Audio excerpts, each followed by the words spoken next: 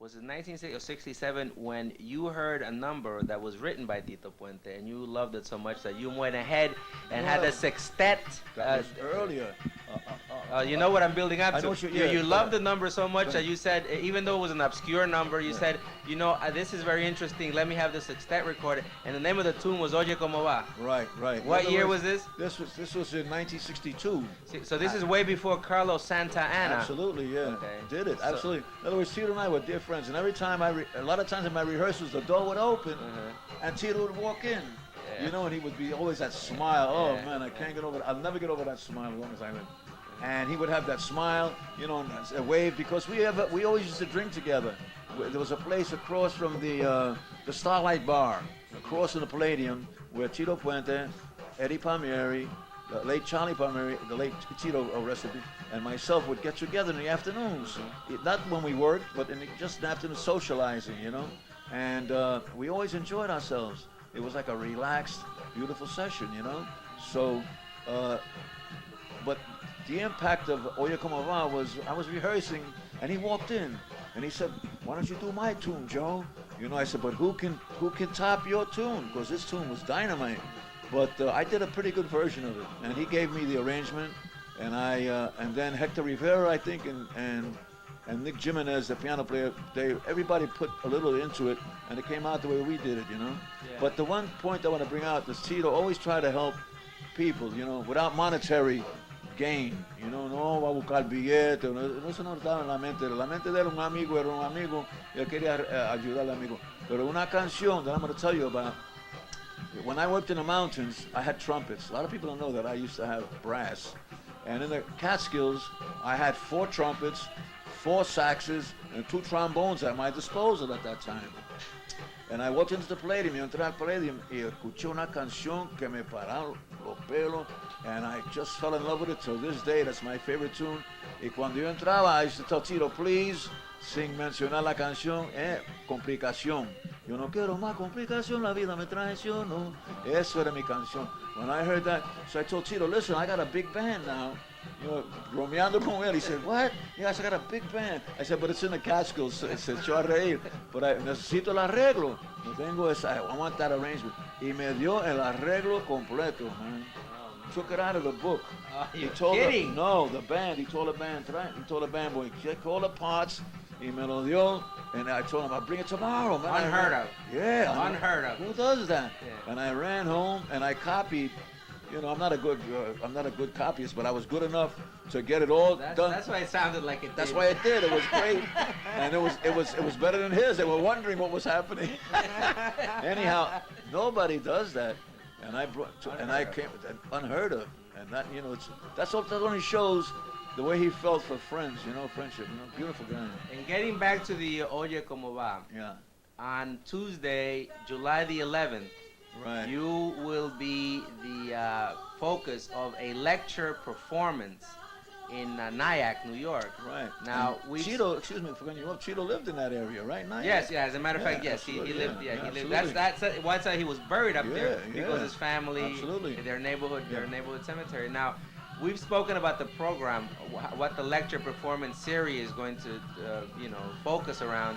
First of all, it's going to be a tribute to your old friend Tito Puente. We're going to have a very large photograph of him, you know, with the mourning bunting on it. But you have told me that you're going to open up with Oye Como Va, and you're going to play that thing straight through the original arrangement in tribute to Tito Puente. Right, and also Ariñañara, which he did Ariñañara. That's my favorite tune, too, one of my favorite. In the early 50s, that's another one. I told him, Tito, do you mind if I use your tune? He said, go ahead, but that one we had to copy ourselves, you know. And Ariñañara, you're going to play then Oye Como Va en Ariñañara. This is to open up your lecture performance series at the Helen Hayes Performing Arts Center. Right. And you're going to put your lecture performance sort of on the back burner and have these 2 songs as a gesture, as the opener. That's a wonderful gesture. Yeah.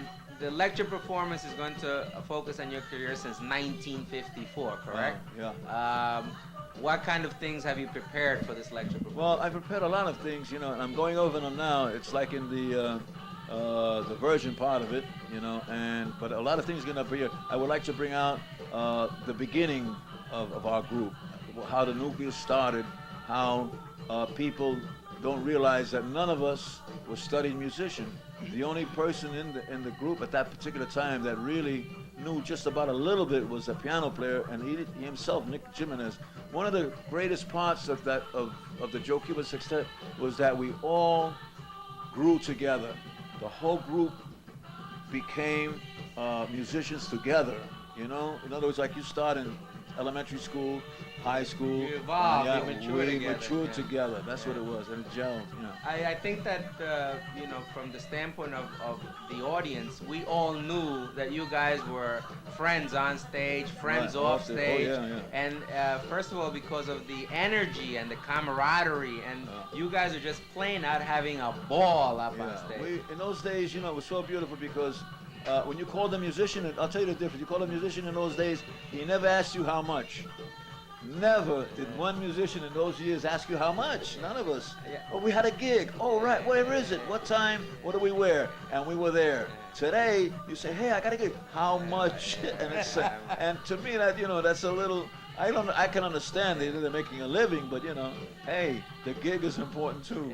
I remember one of the times that I saw you down on Broadway in the '70s. Remember the Riverside Plaza? Well, yeah, that was nice. That place. Yeah. You guys were on there, and you were having more fun on the stage than we were. Yeah. We had you did everything but spray beer in each other's faces. Yeah. You know? All my groups had that camaraderie. The one I got today is the same way. We are like tighter and tighter, and it's a great feeling when you have people that work together, you know. Over the years, I would say I had two guys that came in and lasted 24 hours. Because I'm not going to take no negative people. You don't need that, you know. I spoke with your flute player, Angel Morales. Angel, yeah.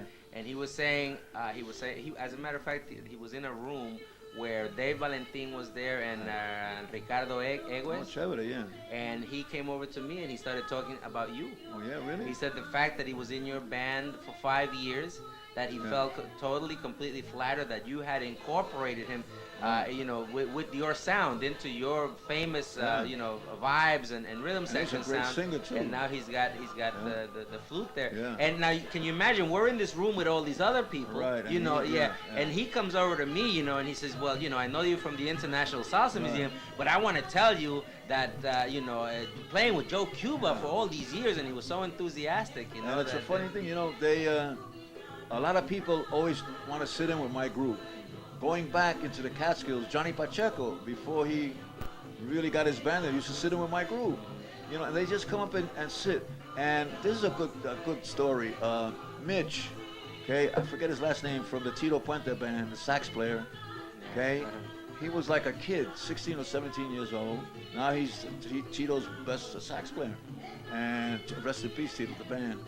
And he came to the Catskills, and I used to just look at, no por nada ni nada, because I'm, you know, I don't bother, but si no, tú no eres Latino, don't come up on my bandstand, because, you know, playing Latin music is our thing in those days. And the American guys, they were good on trumpets and things, but anyhow, he jumped up, and he said, do you mind if I sat in? And I told him, no, sit in, because in those days, if you were good, I'd let you stay. If not, I would throw you off the stage, one way or the other. And he come up and played, and I liked it. He played, and he got off. He said, thank. He was very, very respectful, very nice. He got off. He's now Tito, and he never forgets that. He says, you know, you're the first Latin band that I played with, and I don't know why. I just walked up, but you let me play, and I felt so good about it, you know, which is great, you know. Well, what we're going to do is we're going to take a little break, because I'm sure we'd like to, but before we do that, there's nothing more humble for a Hispanic man than to show his eternal gratitude. So, Catherine? Right. Mira que chupón. Okay, we're going to take a little break. International Salsa Museum. I would like to also say thank you. I'm going to get my kiss.